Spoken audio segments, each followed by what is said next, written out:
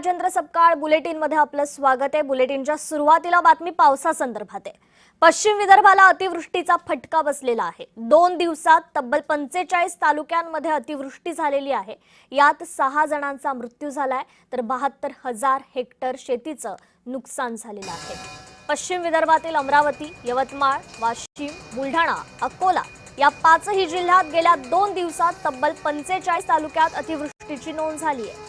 यामध्ये नदी नाल्यांना आलेल्या पुरात अमरावती आणि यवतमाळ जिल्ह्यात 5 जण पुरात वाहून गेल्याची प्राथमिक माहिती आहे तर भिंत अंगावर पडल्यानं एका व्यक्तीचा मृत्यू झालाय। याशिवाय 120 वर लहान मोठ्या गुरांचा मृत्यू झालेला आहे। अतिवृष्टी आणि पूर परिस्थितीमुळे अमरावती जिल्ह्यात 72,000 हेक्टरवर सोयाबीन, तूर, कपाशी, संत्र्याचं मोठ्या प्रमाणात नुकसान झालेलं आहे।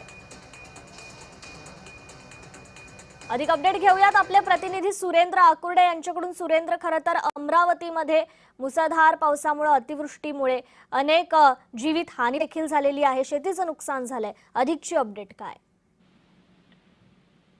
निश्चितच कृपा गेले 2 दिवसापासून झालेल्या अमरावती आणि पश्चिम विदर्भात झालेल्या मुसळधार पावसामुळे खरं तर या पावसाचा फटका जर सर्वात जास्त जर बसला असेल तर अमरावती आणि यवतमाळ जिल्ह्याला मोठा फटका या ठिकाणी या पावसामुळे बसलेला आहे। अमरावती जिल्ह्यात जर बघितलं तर जवळपास 72,000 हेक्टर शेती जी आहे ते पाण्याखाली गेली, ज्याच्यामध्ये सोयाबीन, तूर, कपाशी आणि संत्र्याचं मोठ्या प्रमाणात नुकसान झालेलं आहे आणि शेतकरी आता पुन्हा एकदा हवालदिल झाले। सुरुवातीला तर बियाणं जे बोगस बियाणं असल्या कारणाचं पीक आलं नव्हतं, आता कसं तरी पीक आल्यानंतर पुन्हा मुसळधार पावसामुळे ते वाया गेलं। त्यामुळे निश्चितच शेतकरी जे आहे ते चिंतेत पडलेले आहे। एकंदरीत जर बघितलं तर पश्चिम विदर्भामध्ये अमरावती, यवतमाळ, वाशिम, बुलढाणा, अकोला या 5ही जिल्ह्यामध्ये मागे 2 दिवसात अतिवृष्टी झाली आहे आणि जे छोटे मोठे नदी नाले आहेत त्याला पूर आला। त्या पुरामुळे जर बघितलं तर यवतमाळ आणि अमरावती या 2 जिल्ह्यामध्ये 5 जणांचा मृत्यू झाल्याची माहिती जी आहे ते मिळालेली आहे आणि 120 जे छोटे मोठे जे पाळीव जनावर आहे यांचा देखील मृत्यू झाल्याची माहिती जी आहे ती प्राथमिक अहवाल जो आहे ते शासनाकडून मिळाला, त्यामध्ये